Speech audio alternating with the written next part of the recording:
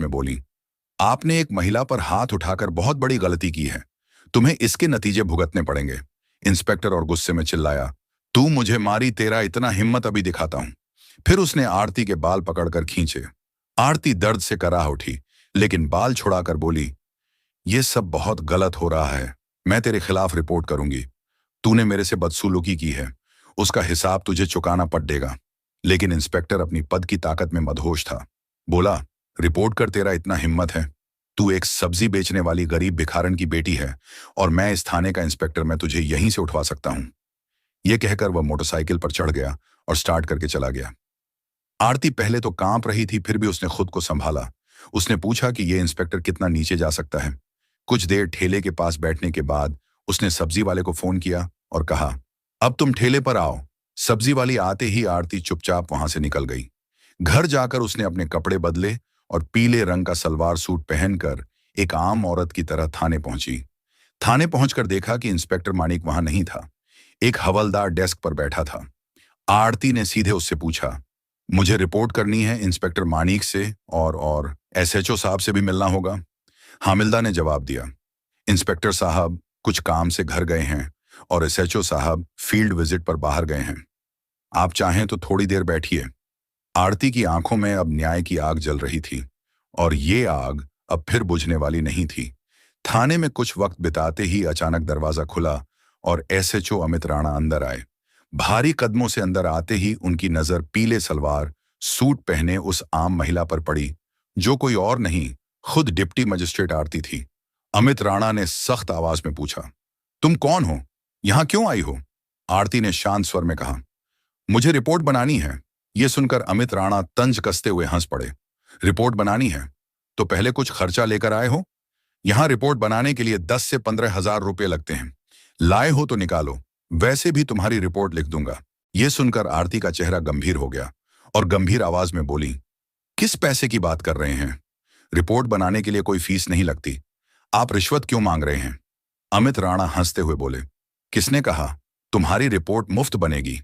यहां जो भी आता है अपनी मर्जी से पैसे देता है और नहीं दिया तो उसकी रिपोर्ट नहीं बनती। अब तुम्हारी मर्जी। आरती ने गहरी सांस ली, बोली, ठीक है, ये लो 10 रुपए, अब रिपोर्ट लिखो। पैसे लेकर अमित राणा ने पूछा, किसके खिलाफ रिपोर्ट है? आरती गंभीर होकर बोली, इंस्पेक्टर माणिक के खिलाफ। उन्होंने एक सब्जी बेचने वाली औरत के साथ बदतमीजी की है। रोज वो उसकी ठेली से बिना पैसे सब्जियां ले जाते हैं और जब मैंने विरोध किया तो उन्होंने मुझ पर हाथ उठाया।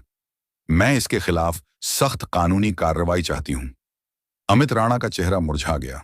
उनके चेहरे पर डर साफ दिख रहा था। घबराते हुए बोले, वो तो हमारे थाना के सीनियर इंस्पेक्टर हैं और वैसे भी अगर कोई फ्री में चीज देता है तो उसमें क्या बुरा है? हम पुलिस थोड़ा ऐसे ही हैं आरती। अब सब कुछ समझ चुकी थी कि ये सिस्टम अंदर से ही सड़ा हुआ है। ये लोग सिर्फ यूनिफॉर्म नहीं पहनते, गरीबों की बेबसी का व्यापार करते हैं। वह कुछ बोले बिना चुपचाप थाने से बाहर निकल गई, लेकिन उसकी आंखों में अब आग जल रही थी। अगले दिन सुबह डीए आरती यूनिफॉर्म पहनकर गाड़ी लेकर सीधे उसी थाने पहुंचा। उसके साथ था उसका सरकारी गार्ड थाने के गेट पर। यूनिफॉर्म में उसे देखकर पूरा स्टाफ दंग रह गया। अंदर इंस्पेक्टर मणिक और एसएचओ अमित राणा दोनों मौजूद थे। उनके चेहरे पर डर साफ दिखा जब उन्होंने उस लड़की को देखा जिसे उन्होंने अपमानित किया था। लेकिन आज वह कोई आम महिला नहीं है, वह जिले की डीएम थीं। घबराकर दोनों ने एक साथ कहा, आप कौन हैं और ये यूनिफॉर्म क्यों पहनी है?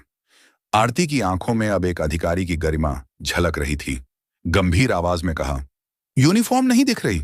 मैं इस जिले की डीएम आरती हूं और अब मुझे सब पता चल गया है कि इस थाना में गरीबों को कैसे डराया जाता है, उनसे पैसे कैसे वसूले जाते हैं और कानून के नाम पर अत्याचार कैसे किया जाता है। दोनों के पैर जमीन से कट गए। घबराकर उनकी आवाज कांपने लगी। मैडम, आप क्या कह रही हैं? अगर आप सच में डीएम हैं तो फिर आईडी दिखाइए। आरती बिना कुछ कहे अपनी बैग से सरकारी पहचान पत्र निकालकर अमित राणा के सामने रख दिया। आईडी देखकर अमित राणा का हाथ कांपने लगा। उसका चेहरा सफेद पड़ गया। तुरंत हाथ जोड़कर झुकते हुए बोला, माफ करना मैडम, मुझे पता नहीं था कि आप डीएम हैं। मेरी बड़ी गलती हो गई। पीछे खड़े इंस्पेक्टर माणिक भी उस समय डर गए थे। वे भी हाथ जोड़कर बोले, मैडम जी माफ कीजिए, जो हुआ भूल जाइए, फिर कभी नहीं होगा। दोनों ऑफिसर शर्मिंदगी से सिर झुकाए खड़े थे, लेकिन डीएम आरती की ठोड़ी अब किसी नरमी कोई बात नहीं। कड़क आवाज में बोले, आज से तुम दोनों को सस्पेंड करती हूं और जो काम यूनिफॉर्म पहन के जो कुछ किया है उसका हिसाब अब कानून करेगा। इस जिले में अब गरीबों का अपमान नहीं होगा और यूनिफॉर्म के पीछे छुप के लूटपाट भी नहीं चलेगी। फिर पीछे खड़े स्टाफ को आदेश दिया, इन दोनों को तुरंत गिरफ्तार किया जाए और इनके खिलाफ सख्त विभागीय जांच के साथ साथ आपराधिक मामला दर्ज हो। आज तुमने साबित कर दिया कि वर्दी ताकत का नहीं, जिम्मेदारी का प्रतीक है, लेकिन जो तुमने किया वो ना तो इंसानियत है न कानून के लायक। अगर मैं आज तुम्हें सिर्फ सस्पेंड कर दूं तो तुम्हें सजा नहीं, छूट मिल जाएगी और तुम फिर किसी गरीब को कुचलोगे, किसी बेबस की आवाज को बंद करोगे। इतना कहकर आरती जैसे ही आगे बढ़ने लगी, इंस्पेक्टर मनीष और एसएचओ अमित राणा उनके पैरों में गिर पड़े। आंखों में शर्म और डर साफ झलक रहा था। मैडम, एक आखिरी मौका दे दीजिए, हम सच में बदल जाएंगे। अमित राणा गिड़गिड़ाया। माफ कर दीजिए मैडम, वादा करता हूं आगे ऐसी गलती नहीं होगी। अगर दोबारा कुछ किया तो जेल भेज देना। मनीष ने सिर झुकाते हुए कहा।